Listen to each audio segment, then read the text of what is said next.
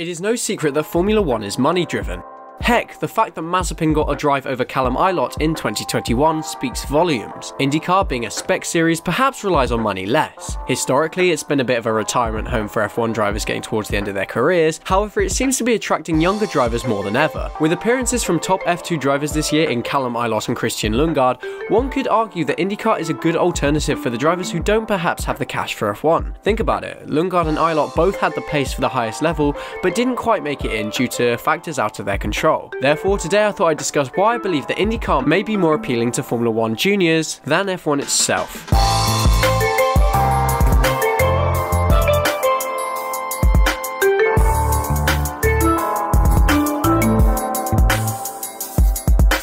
Callum Ilott got cast aside by Formula 1 twice.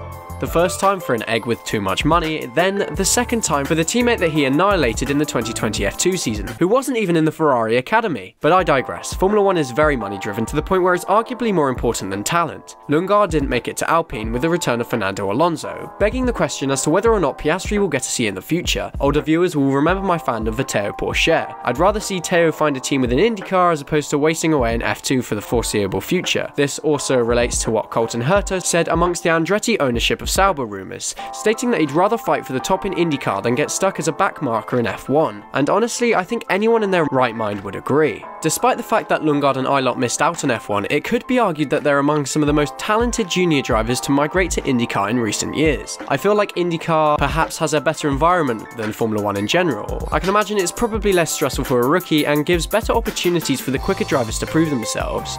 It's more like F1 was years ago. IndyCar provides a great potential for drivers' careers, since even the guys in the smaller teams can demonstrate pace and climb up the ladder, hence why it's perhaps more appealing to Formula 2 drivers in a way. In the next few years, I reckon it's likely that we'll see a more diverse range of drivers in IndyCar, with more Europeans, Brazilians, etc. Heck, the series may eventually become international, but that's an entirely different topic for a different video. Lundgaard, who knew the F2 paddock quite well, thinks that we'll see even more F1 juniors move across the pond to America, due to the abundance of opportunities. Man, I just unironically implied that America was a land of opportunity. Lundgaard also praised the racing in IndyCar in general, calling it pure racing, implying that F1 perhaps isn't the most balanced, and I mean, we know that. Look at Mercedes from 2014 to 2021. That's why IndyCar is so popular at the moment. There are no silly politics, the drivers are extremely friendly with one another, and due to the spec nature of the series, the drivers are actually the focal point of the racing. Romain Grosjean was very impressed with IndyCar upon moving to Dale Coyne, relishing the fierce but fair nature of the racing. Considering this and the lack of power steering, IndyCar has been deemed more difficult and physical than F1, which is absolutely crazy to think about, and why I personally have taken to the sport so much recently. Despite this, it is incredibly unlikely that the F2 drivers with a guaranteed path to F1 will choose IndyCar instead, because it just simply isn't as prestigious. To the average person, all racing drivers are, and I quote, Formula 1 drivers. Genuinely, show anyone on the street an IndyCar driver and ask what it is. That's the problem. Despite the prestige surrounding the 500, the actual season isn't as big and isn't really followed by younger fans. I believe the average age was between 30 and 45 or something, which is something to build on for sure, but not where they want to be right now. But say the next generation of drivers anticipate the difficulty that drivers face upon getting to the peak of F2. Spotting earlier that F1 isn't going to be possible could save drivers heaps of cash. However, IndyCar is on the rise and may also become too large. I mean, we had a 27-car grid for St. Petersburg, which is absolutely absurd. So problems may arise when you consider that IndyCar may attract drivers from Europe and the road to Indy. It may become rare for drivers to move to IndyCar after Formula 1 due to the appeal from younger drivers. This may also grow a younger audience for the sport who followed the junior drivers in Europe. Heck, I'm sure that Ilott and Lundgaard respectively brought their own viewers to the sport. F2 and F3 is expensive, and I mean expensive. Furthermore, you have to be in the top teams to win. I mean, don't even get me started on Prema and F3. F3 champions typically face up to £1.5 million to drive in F2 the following season, which realistically isn't possible for most people. Take Jack Aitken as an example.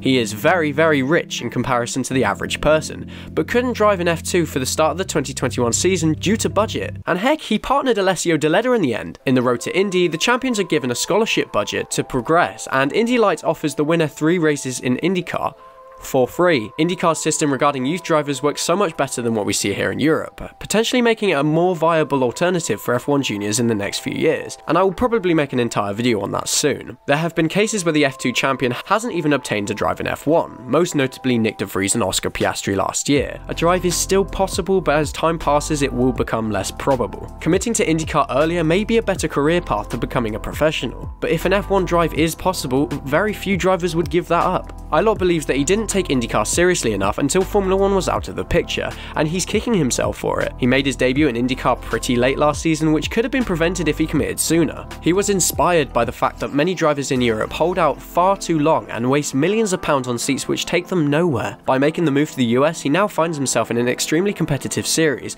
with criminally underrated quality. My favourite quote from Ilott when addressing why F1 is out of the picture reads, "Honestly, I've learnt the hard way that you just don't go to F1." I reckon it's likely that Ilott could inspire more younger drivers, who may realise that getting close to F1 isn't always enough. Money is so important that poorer drivers, regardless of talent, might go off of the idea of driving in the top tier. Lots of younger drivers express interest, but few actually commit through the fear of ruining their careers. Ilott may have broken this fear for others by proving that it's a viable option. IndyCar has grown quite a bit in the past few years, resulting in a larger grid. I'm not going to pretend that IndyCar is cheap because realistically the numbers are still mind-blowing to the average person. Drivers in top teams spend around $5 million, so it isn't cheaper than F2, but in my eyes it's on par with F1, so relative to competition it's far more viable. The thing is, IndyCar offers a realistic career opportunity. The American motorsport scene in general may be growing in popularity when you consider the rising popularity the IMSA Sports Car Championship.